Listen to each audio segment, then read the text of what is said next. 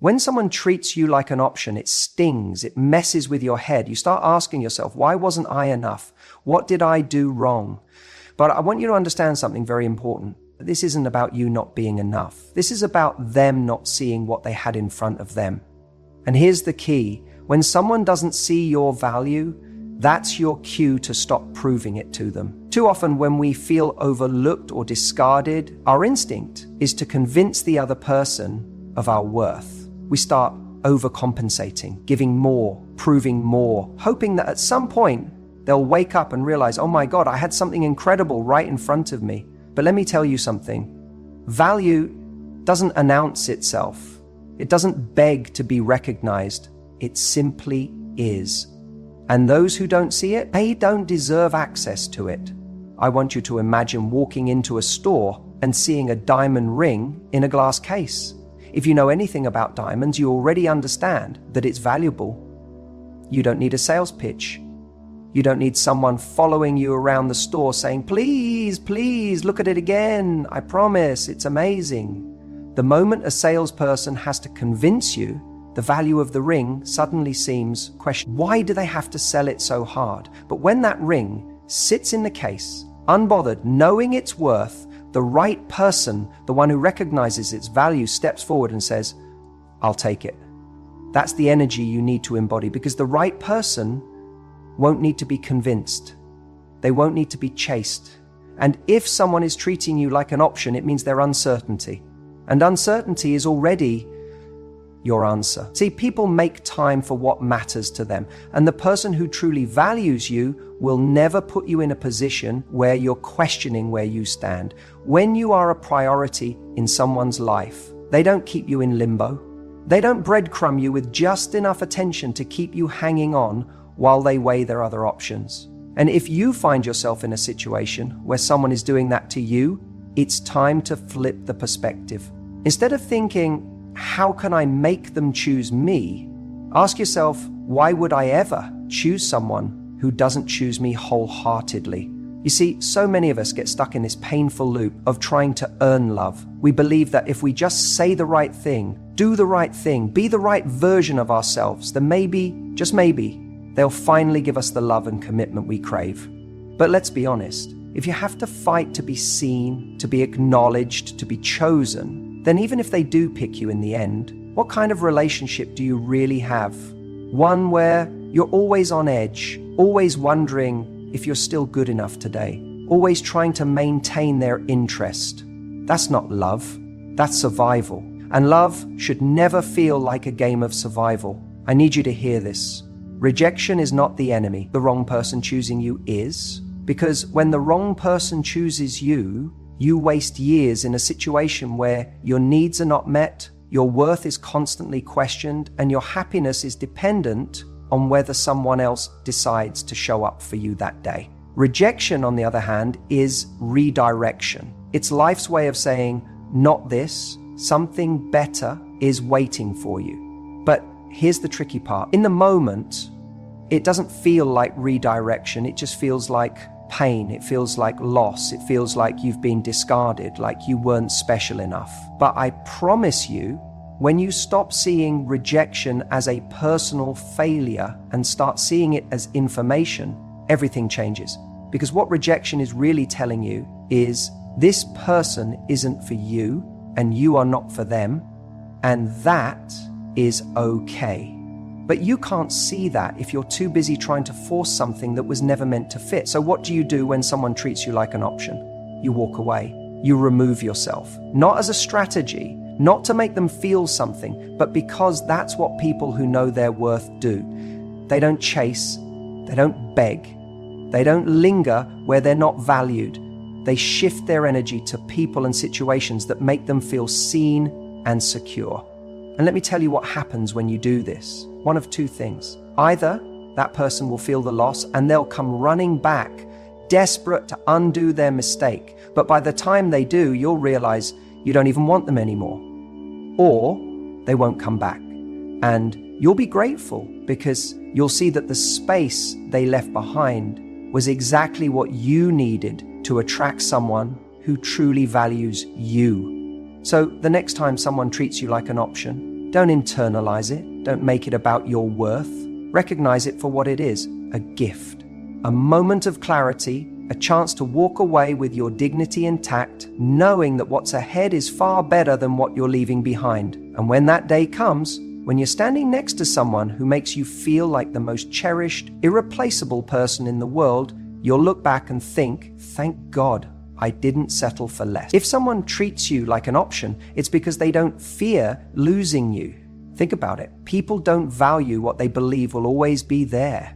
That's why we take for granted the air we breathe, the people who love us, the things we assume will never leave. But the moment we sense scarcity, when something is slipping through our fingers, that's when we suddenly wake up to its value. That's when we realize we should have done more, paid more attention, fought harder to keep it. The same is true in relationships. When someone knows they can reach out to you whenever they want, that you'll always answer, that you'll always be available no matter how inconsistently they show up, they begin to believe you're not going anywhere. And when someone assumes you'll always be around, they don't work for you. They don't prioritize you. They don't chase you. And slowly, they start treating you as an option rather than a priority. The key isn't to force them to see your worth. It's to show them with your actions that you won't be treated that way. The mistake people make is thinking that if they just try a little harder, if they give a little more, if they prove themselves, then the other person will finally see how special they are. But here's the truth. Value is not created by how much effort you put into proving yourself to someone. Value is created by how much someone fears losing you. When someone sees that you're willing to walk away from a dynamic that doesn't serve you, they start to understand your worth, and that's when the shift happens. So what does this actually look like in real life? It means that when someone cancels on you last minute, you don't pretend it's okay. You don't bend over backward to reschedule. You show with your actions that your time is valuable. It means that when someone only calls you when it's convenient for them, you don't always pick up. You don't reward inconsistency with your presence.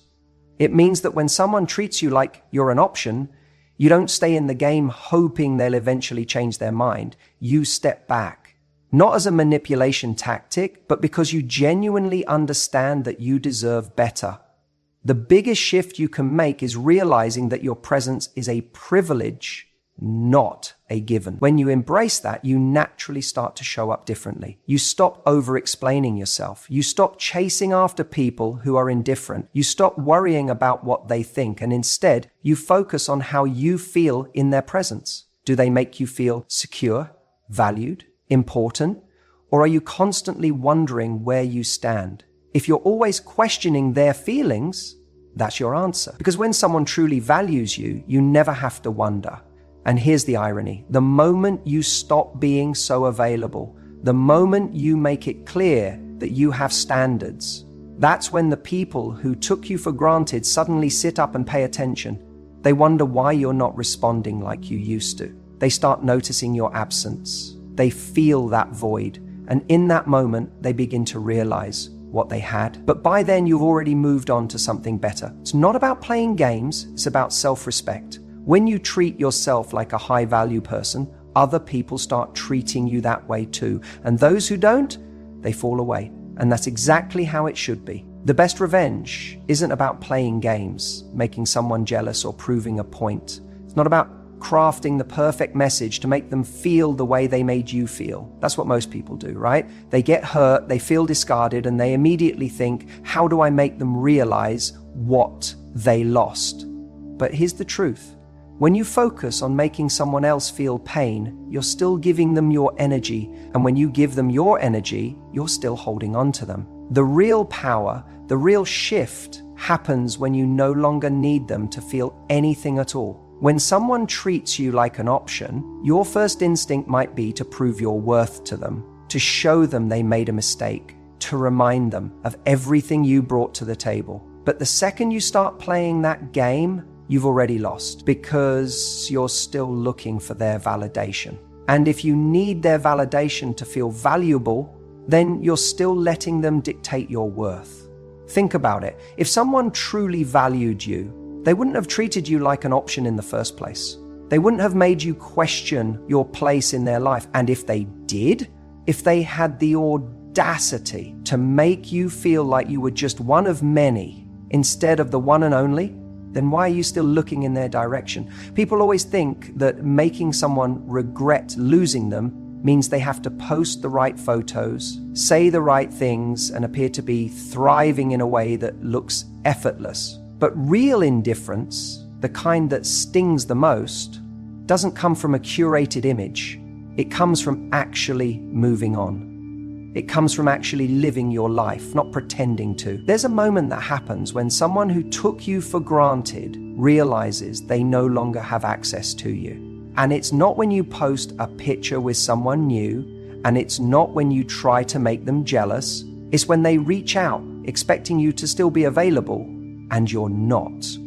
It's when they assume you're still waiting for their text, still checking their stories, still hoping for their attention, and instead, you're just gone. Not because you're trying to be, but because you genuinely don't care anymore. You see, the biggest mistake people make is thinking that silence is a tactic, that pulling away is something you do to create a reaction. But if you're doing it for a reaction, then you're still operating from a place of needing them to notice. And that's not real power. Real power is when you detach so completely that whether they notice or not whether they regret it or not doesn't change anything for you, because you've built a life where their presence or their absence makes no difference. And here's the kicker. When you reach that point, when you stop needing them to feel anything, that's when they feel it the most. That's when the regret kicks in. Because suddenly they realize that the person they thought would always be there isn't. The option they thought they had, gone. And they don't get another chance to fix it. This is why you don't chase. This is why you don't play games. This is why you don't waste your time trying to prove to someone that you were worth choosing. The people who see your value won't need convincing. And the people who didn't, they can live with that mistake, because you're not going to be the one reminding them of it. You're going to be too busy living a life that makes you forget they ever existed. So if someone treated you like an option, the best thing you can do isn't to make them feel pain, it's to become so focused on yourself that their opinion no longer matters. Their validation no longer matters. Their regret no longer matters. And when you get to that place, you'll realize the best revenge isn't revenge at all. It's indifference. Instead of trying to make him see what he lost, level up your life. You see, the problem most people face when someone treats them like an option is that they immediately feel the need to prove their worth. They think, if I just show him how amazing I am, if I remind him of all the things I did for him, he'll finally realize what he had. But that's the wrong game to play, because the moment you start proving yourself to someone who already undervalues you, you've already lost. Here's the truth. A man who genuinely values you doesn't need convincing. He doesn't need reminders. He doesn't need to be told why you're special, because he already sees it. And if he doesn't, that's all the information you need. The answer isn't to make more noise about your worth. The answer is to remove yourself and raise your standard, because the moment you show a man that you will not be treated as an option, you set the tone for what you will and won't accept in your life. The mistake so many people make is believing that love is something to be negotiated. That if you just say the right things, if you just do the right things, then maybe, just maybe, he'll wake up one day and decide you're the one. But love, true love, isn't a negotiation. It's not about trying to convince someone to see you as a priority. A person who truly cares will never put you in a position where you feel like you have to fight for their attention. The real power move isn't proving anything to him. The real power move is stepping back, raising your standards, and refusing to engage in a relationship where you're just an option. Because when you do that, something incredible happens. Suddenly, you're no longer trying to fit into someone else's world, you're building your own. You're creating a life where people don't need to be reminded to treat you well, they just do, because they know that if they don't, they won't get the privilege of being close to you. Think about it like this. When you walk into a 5-star restaurant, they don't beg people to come in.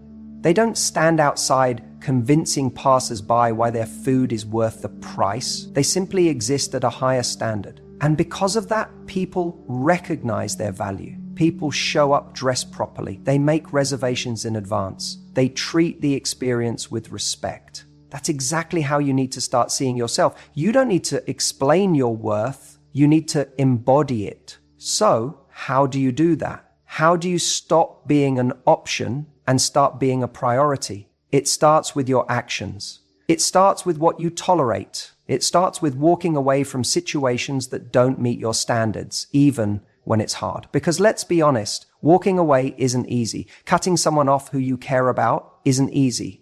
But neither is staying in a situation where you constantly feel undervalued. And if you have to choose between temporary discomfort and long-term self-respect, choose self-respect every time. The reality is the moment you stop chasing, the moment you stop explaining, the moment you stop trying to prove your worth, that's the moment a shift happens. He'll notice. He'll feel it. Because up until now, he's been used to you being there no matter what. He's been used to you being an option, waiting, hoping that he'll finally see your value. But when you remove yourself, when you stop being available at his convenience, you force him to confront what life looks like without you. Now, here's the thing. Sometimes when you raise your standards, he will step up. He will realize he took you for granted. He will make the necessary changes to show up for you the way you deserve. And sometimes he won't. Sometimes he'll let you go without a fight. And that is the hardest truth to accept. Because in that moment, it will be tempting to think, maybe I should have tried harder. Maybe I should have explained more. Maybe I should have given him one last chance. But no, his lack of effort is your answer. If he doesn't fight for you now, he never would have. And that's not a reflection of your worth. That's a reflection of his capacity. The right person for you will never need to be convinced. They will never put you in a position where you question your importance in their life. So, instead of lowering your standards to meet someone where they are, elevate your life so that only those who are willing to meet you at your level have access to you. That's the difference between being an option and being a priority. And that's how you take your power back. Because at the end of the day, the strongest move you can make isn't proving anything. It's walking away with your head held high and never looking back. The moment you stop trying to prove your worth to someone who undervalues you, everything changes. And I mean everything, because when you're in a situation where you're constantly trying to get someone to see your value, to recognize what you bring to the table, you're already losing.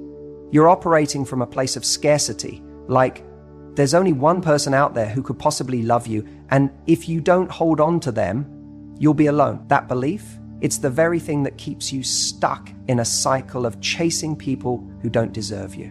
But here's the truth. The person who treats you like an option is not your person. And the longer you try to convince them otherwise, the more you reinforce the idea that you're someone who settles for breadcrumbs. That's not who you are. You are not someone who should be waiting around for a moment of their attention, hoping they choose you when they feel like it. That is not love. That is not connection. That is insecurity masquerading as attachment. And it's time to break that cycle. When someone makes you feel like an afterthought, you don't argue with them about it. You don't try to show them how great you are. You don't waste time explaining why you deserve more. Because the moment you start explaining your worth to someone is the moment you've already lost sight of it yourself. Instead, you shift, you pivot, you make the decision that if someone can't see your value, they don't get access to you. It's as simple as that. And I know what you might be thinking, but I love them, but we have history, but they show moments of care. And that's the hardest part, isn't it? Because people who treat you like an option aren't always cruel. They're not always villains. They're often people who give you just enough to keep you hooked, just enough to make you believe that if you try a little harder, if you wait a little longer, if you just prove yourself a bit more, they'll finally give you what you need. But let's be honest, that moment never comes. And in the meantime, you're stuck. You're waiting. You're becoming a lesser version of yourself because your energy is going into convincing someone of something they should have seen from the start. That's why the most powerful move you can make is to walk away. Not to punish them, not to manipulate them into seeing your worth, but because you finally recognize your own. You don't chase, you replace. And no, I don't mean jumping into another relationship overnight. I mean replacing the energy of waiting with the energy of thriving. I mean redirecting your focus from proving your worth to someone who can't see it, to embodying that worth so completely that the right people recognize it immediately. Because that's the thing about attraction. People sense when you are standing in your value. They can tell when you're not desperate, when you're not available for inconsistency, when you refuse to engage in the push and pull dynamic that people with commitment issues